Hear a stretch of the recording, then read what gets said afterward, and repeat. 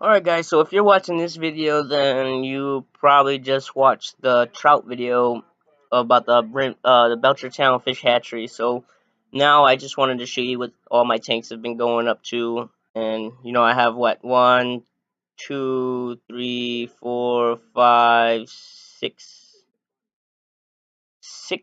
tanks. I have 7 tanks right now, so you're gonna see all of them, see what's been going on. I got guppies, I got snail broods, I got all sorts of stuff going on in there. If you're a very graphical person with fish and seeing fish harmed, I wouldn't watch the section about the beta fish. And also after this, I think I'm gonna post. I'm not sure. I'm gonna think about it, and I might post the video that I did take about 2 days ago of the beta fishes fighting. But I'm not proud of it. That's why I don't want to post it. But I kind of want to post it so you guys can see the kind of behavior that you should not allow them to go through during breeding process. But we'll see. I'm gonna think about it. But stay tuned for this next video. It's about 10 minutes. It's just gonna bring you around through all my fish. So enjoy, guys, and thanks for watching. Alright guys, this one's gonna be a 2-on-1. We're gonna run straight into Sasuke. I always get him mixed up with our old goldfish, but this is Sasuke. He's the Shibukin. He's getting bigger. I don't really have the time to check him, plus I checked him on Friday to make sure that he didn't, because Friday was water change day. I had to make sure he didn't have any ick or nothing like that. I always take him out of this tank on water change day and put him in just a clear little bucket, because this one's not too clear. It's supposed to be clear, but it's not too clear. But I haven't really inspected his fins, his tail, his everything, because he's beautiful, he's getting bigger, he's been with me, I love him to death. I need to get him a friend, but at the same time, I really don't want to risk getting him sick, you know what I mean? So, there's Sasuke, and then right after Sasuke is, like I said, I went fishing this weekend. Chairs in my way. So, upon fishing, I found a couple great pieces of driftwood for my aquarium.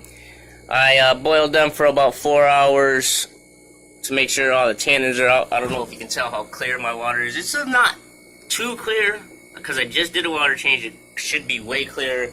But that's just to show you that I got most of the tannins and the bacteria out of the wood, because if you just go find wood outside in the lake, well, one, putting that, you're introducing bacteria, germs, all that stuff to your fish that in your aquarium, or algae types in your aquarium that you don't want. Got to make sure you boil down that wood. And also, if you just stuck it in there right away after bringing it home, your water would have turned nasty, brown, black. Your fish could have all died, gotten sick. And then now, after boiling that for 4 hours last night, I placed them in the tank after they cooled down, and now they're going to be floating for about a week.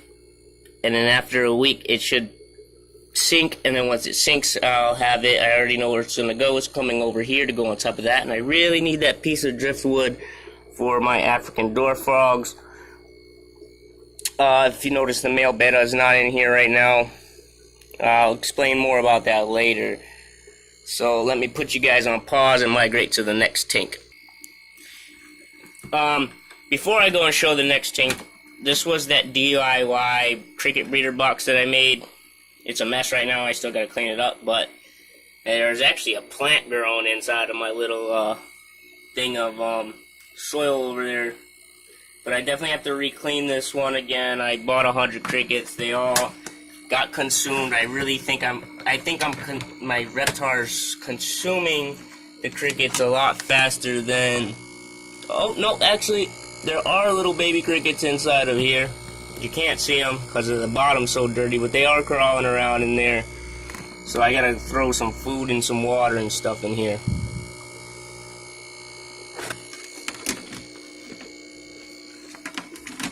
But this is where they live, the crickets, when I do have them.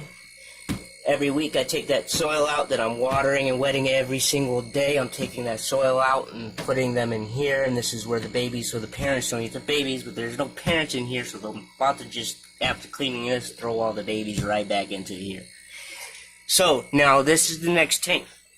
Okay, but I really need you guys to understand something. If you are not good on physicals, the graphics not that bad, but if you're really that much of a fish person where you do not want to see a fish harmed, then I would pause or skip till you see a 20-gallon long tank inside of the video frame. But as you guys remember, I have 2 betas, and I was trying to learn how to do a beta breeding process. So I was introducing them for quite a while, and I ended up having an emergency come up where I had to leave, and I left the female beta inside of the tank with the male, and there she is. He took her tail off. Poor beautiful thing, he took her tail off. And as a result to this, the reason why I think that happened, because I really don't, here is the male beta in his tank. He's only got a blue light right now, so you're not going to be able to see him that very well. This is a blue fish. He's back there. You can see his tail. He made the bubble nest. I kept watching them when I did have the chance until when I left. When I came back, I noticed she was so beat up, and I don't even know, I can't tell if there's any eggs in his bubble nest, so this is the hospital tank. I'm going to leave him in here for a little while. A couple more days, like a week. If I don't see any fry, he's coming out and he's going back to his normal tank. But that was a big fail, and I have to do a lot more research on that. Maybe I think they were just 2 different sizes. They're the same types of beta, I'm pretty sure. But I think they're 2 different sizes, and that's the issue. Like, he's way too big for her. And then here is my live breeding tank, another piece of driftwood, of course. My live breeder, 20-gallon long. Show my new labels, guys. JLo's Water World.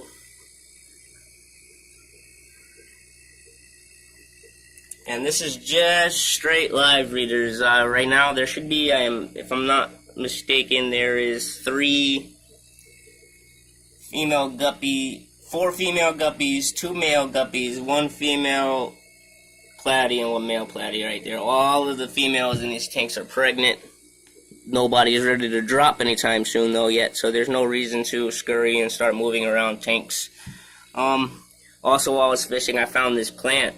Smells very great. Actually, I think, honestly, it might be, believe it or not, I think it might be an onion plant. I'm not sure. If it's an onion plant, I gotta get it out of there.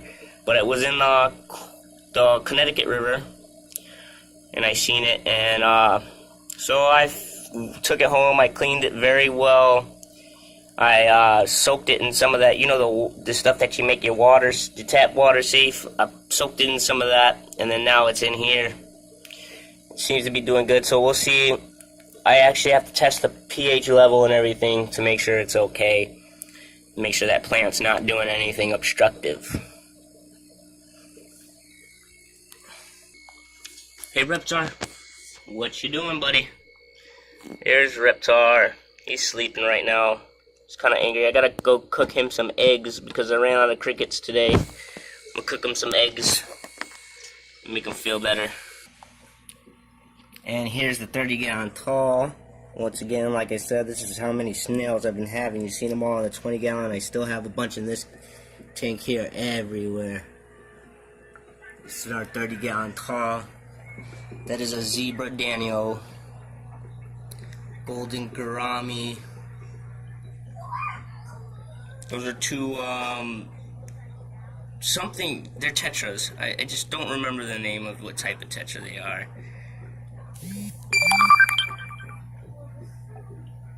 And where are you, big beauty? There's our red fanged tart. She's gotten so huge.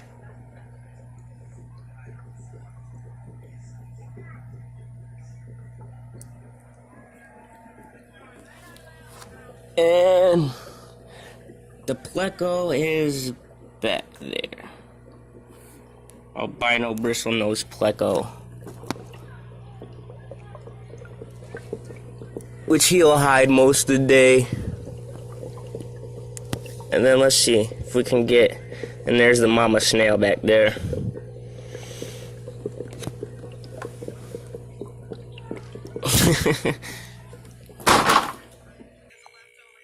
And last but not least, who doesn't love guppies? or guppy fry at least. Let me try to move this out of the way without hurting any guppies. Make sure, let's see, come on. Alright. Guppy fry. Tons and tons and tons and tons of guppy fry.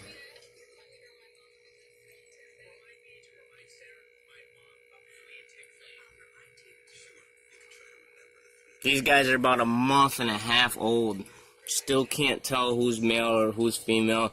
I could use that little general rule saying and go in here and pick out the colorful ones, because those obviously, the colorful small ones, are obviously supposedly supposed to be males, right? Well, I don't want to get that wrong for my customer's sake, because you still have ones like this little beauty. Where are you at? Right here. Who's got color. But that could actually end up being a female, because the ones that really have color look just like their dad. And those are the ones with the nice, really defined black tails. But those might be girls too, you know, you never know. So, I have a couple more weeks before I have to separate them anyways. And so if anybody's looking for guppy fry, these are just regular, typical fancy guppies. Different colors, different, little bit of everything. So, if you guys are interested in them, you know, drop an email down or a comment down. If you live local, I'm not in the experience level to ship fish yet. I actually just won't do it. I'm not saying that because I'm pretty sure I'll do it wrong. I'm saying that because I care too much for the fish's sake, and if I do it wrong, I don't want to waste your time, waste my time, and waste the fish's life.